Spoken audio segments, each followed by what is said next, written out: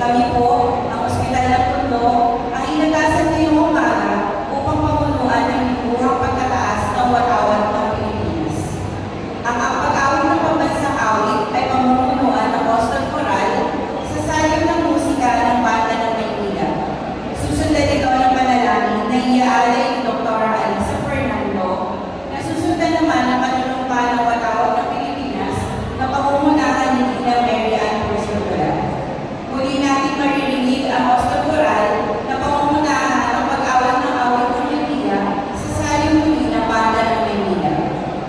Ang panata ng Bagong Pilipinas ay pamumunuan naman ni Pilipining George Tamundo, na susundan ng tradisyon ng Boston Choral ng himno ng Bagong Pilipinas na sasabayan ng musika ng Banda ng Maynila. Kasunod po ito ang maising mensahe ng aming pinakamamahal na direktor, Dr. Edwin Perez. Sa pagkakataong ito, inaanyayahan namin kayo na magbigay-ugay sa ating watawat. Mga kaibigan, ang pambansang awit ng Pilipinas.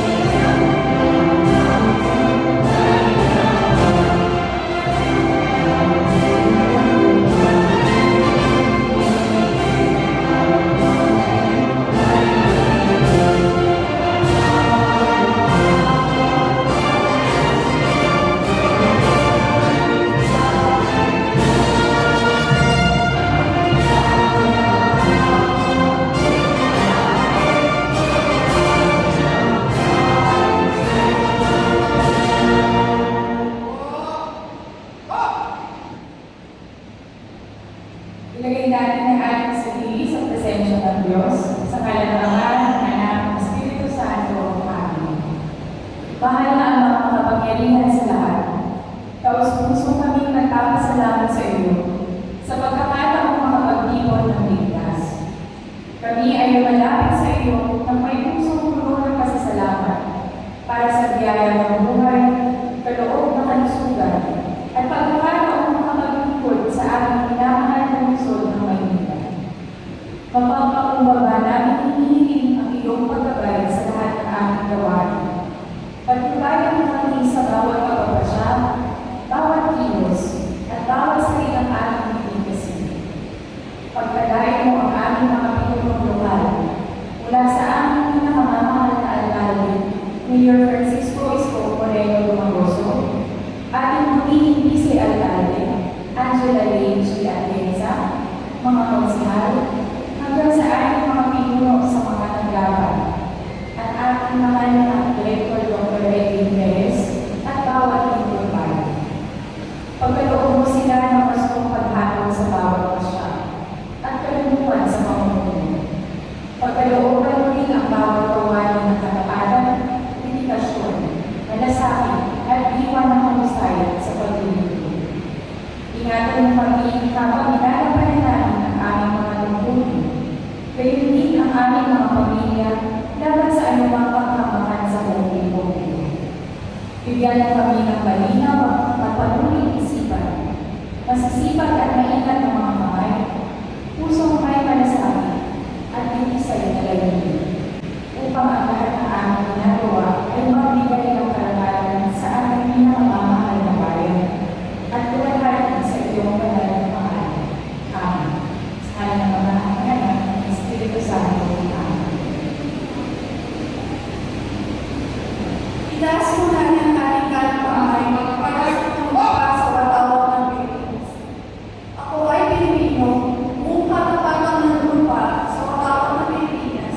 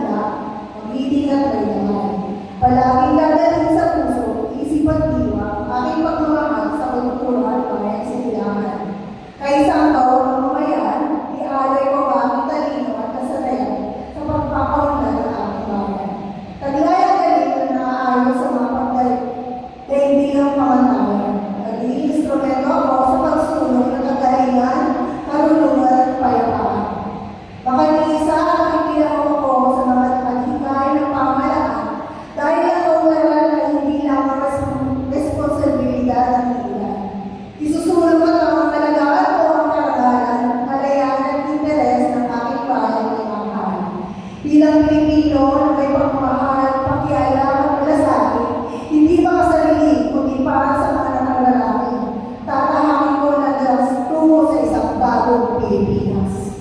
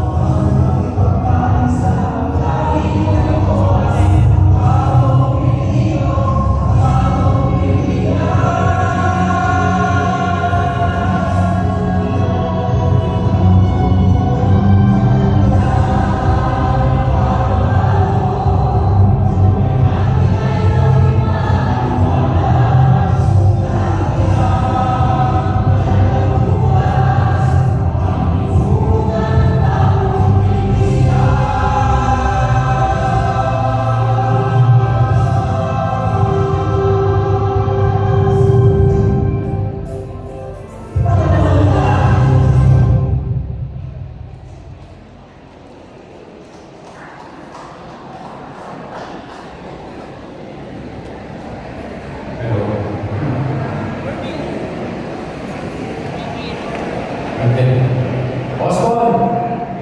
Yan ang turo sa mga taga-Osborne.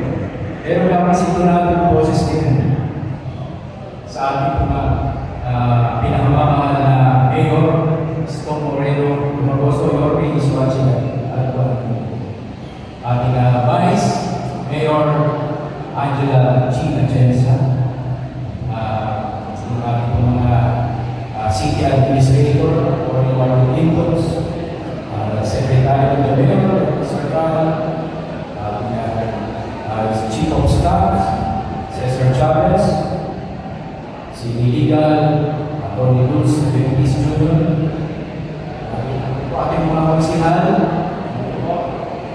Sir Juan, si Sir Santiago, namin po, nagagawa ko sa inyo lahat, Sir Juan, sa Konsehal niya, di ba? Konsehal Jeff, good po sa lahat. Sa mga kapwa ko, Direktor ng Hospital, Dr. Janet Tan, Dr. Martin, Dr. Eric Sison, si Dr. Ariel Sescon. Pasensya na kayo, medyo malian morning ko na, nabati ko sa mga hindi ko nabati. Si Dr. Pinapagandang sintihan ko kasi, Dr. Grace Padilla. Ngayon po umaga, sinara po namin yung hospital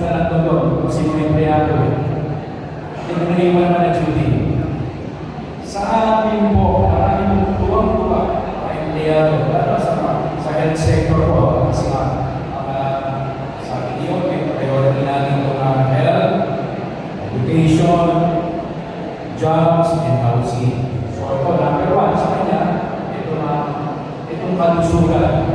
Hindi lang sa Manila, kung health ng buong Pilipinas, yan, priority yan. Kaya naman ito po, kaya kami tuwan-tuwa dahil magkakaroon kami ng bagong hospital.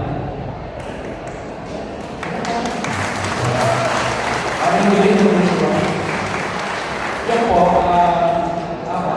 napakabilis ng talaga ng panahon sa kanyang magbabago nangyari. Na I remember, Vice, kami na po na-invest sa tingin po ng Finance Department, ito po, last year na pinag-usap namin ng Finance na tingin mo, ito sa paglalagay ng mga privado, bagong hospital ng mundo. Ito po yung karatulan yung hospital ng mundo. Siguro mga 50 steps away from the old hospital. Noong Friday po, sinimulan ako alisin yung mga old structure sa pagkakagawa ng hospital. Kaya ito lang po, ang sinasabi ko, ito, parang August ng last year, na naging kaan namin, ni Yorme at ako ni Vice. Ito rin na, pinakayin na po, bago hospital, 8-story building, 8-story, meron itong magkakaroon ka ng additional na outdoor service ng dialysis, ng chemotherapy para sa mga chemo na merong cancer, ng ongoing treatment. Magkakaroon din po ito ng CT scan. Kung kakasa ka, pwede pa po yung MRI. Then po, talagang tuwa kami ang doon. Ito sa empleyado namin, talagang ito nasa minimum ng 20 years yung loyalty service na sa akin. 20 years, pero 20 pa na 30 years, na nasa mababang ranking sa planting na posisyon, nakakuha ko ng pabahay. Kaya meron ng hospital, meron ng pabahay. Kaya nakipasasalamat ko ng hospital ng Tondo at nangyayaan ko ang mga empleyado, hindi na po sa hospital ng Tondo at lahat po ng sekro dito sa Manila Health Department. Kaya ano pa sa akin yung vaccine? Sa akin naman yung preparation nyo.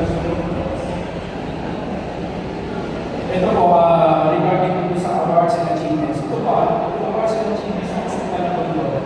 Only this year, nagkaroon kami ng Gold Award achieving 114.3% revenue collection para sa special health fund. And we got about 94% rating in the equity hospital operations and management and IOMD from the Department of Health. Tapos nagkaroon ka ng 3-star green rating. Ito po yung parang na green zone hospital. Ito po awarded ng DOH para sa green viability assessment. And last December po, kami ng 100% ng compliance sa DOH sa pinagkaroon sa mga fibers na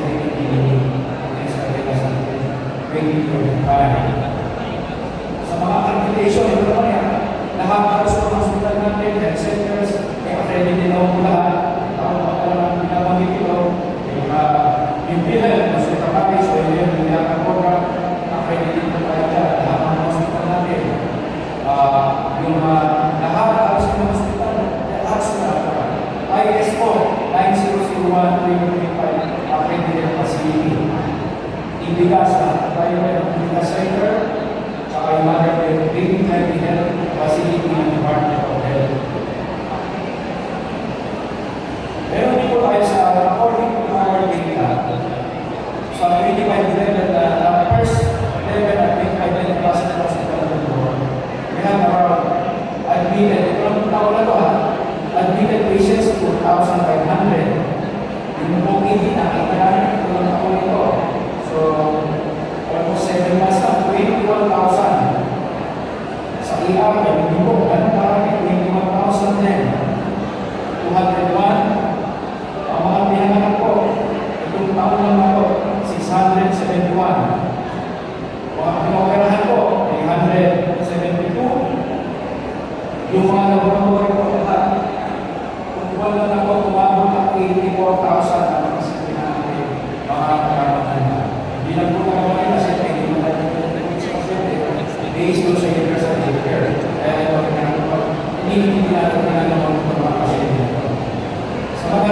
radio services. Ito po ay in-extray na. Umabot ng 19,422. Ang dami nito ah. Kaya pala meron kami bagong digital x-ray. Kasi yung x-ray natin medyo umabot na sa dami na in-x-ray. Kasama, umabot na naman pa sa 790. Then, ito po, napabawasan na rin dati umabot na 10,000. Hindi na naman yung isa pero umabot na naman 4,800. So, napapangalagaan na yung ambiental condition ng mga pasyente. Activities po is here, normal operation here, blood donation drive, tapos yung blood workers day, sinaselebrate namin yung mga taon. And just recently in May, we celebrated the anniversary, 32nd anniversary of hospital ng Pueblo. Dapat po kami ng mga higyan namin ng pagkakang ng Pueblo, yung loyalty awarded, yung mga 5 years, 10 years, 15 and 25 years. Yung anti-rabies vaccination, ito po. Yung actually, ginagawa namin ito. Anti-rabies po, sa mga pets. On this day, ito po ay sineselebrate natin yearly. And this year po, yung nagbisita sa amin si Senator Lisa Montiveros. Inalamin yung mismo hospital, maraming salamat po kay Senator Lisa Montiveros. At bumisita rin po ang Mayor, Vice Mayor, mga councilor po ng Moro Municipality. Ito po yung salita ng sa Pagpapos natin. Kaya inalamin nila paano natin ang isulan ng magiging hospital na nagpapatagal ng pag-immigrate information. So, maraming salamat po sa may Mayor Ernie ng Puro. Yun lang po, masaya-masaya po kami dahil sa bago namin hospital at sa ngayon po ay gusto kong pamagin ang maganda, pinakamagalino, Vice Mayor sa Pilipinas. Walang iba, ang aking Vice Mayor, Angela Rey, Chief License.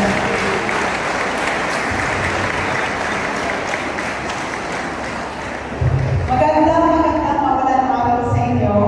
Marahil malulog na palakaman natin ang gusto, ang hospital ng Tondo ay nandito kayo. Talagang alam ko kayo kayo kasi on top of yung bagong hospital na inaayos, alam ko i-announce yun sa inyo. Pero ayaw ko i-prayer, pagdating na lang yan dito, may magandang malita siyang sasabihin sa inyo. But nevertheless, alam ko nagtatanong kayo, nasa ng ating pinakamahalang kami. Although ngayon kasi, sinusundo niya ang isang award na nandoon sa Amerika kasama ang mga department heads natin.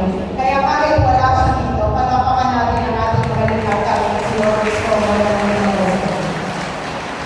Tayo po ang OIC ng ating alcalde simula ng Sabado and for this week.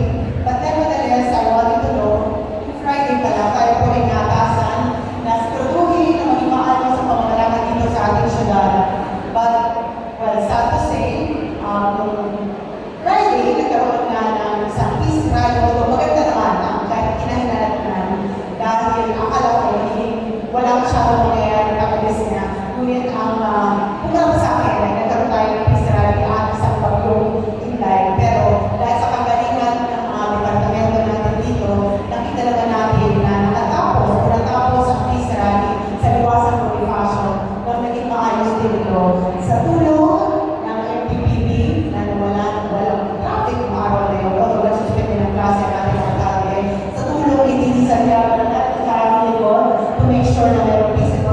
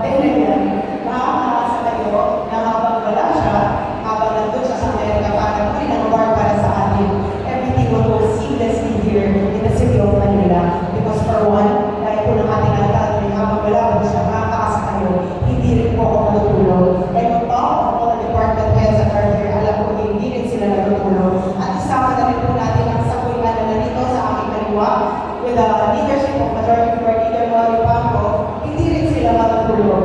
And para po sa kaalaman ninyo, effective nung tayo po ay OIC ng ating alkalde, ang magiging active vice mayor naman po ay yung Vice Consigliere Attorney J.P. Dizon. And for presiding officer, ang magiging presiding officer natin ay ating pro tempore, Consigliere Tol Sarcal.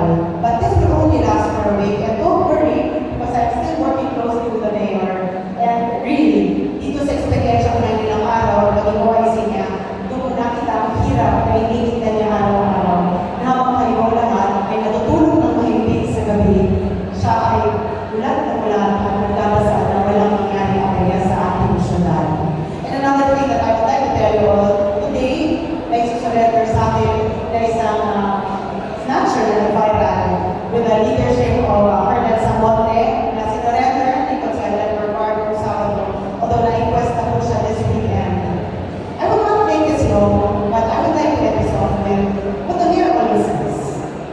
Many are called, but few are chosen. And every Monday na sinasabi niya, napapaalala sa aking puso ang aking mandato kung bakit narito ako. And I wish the same happens to your hearts.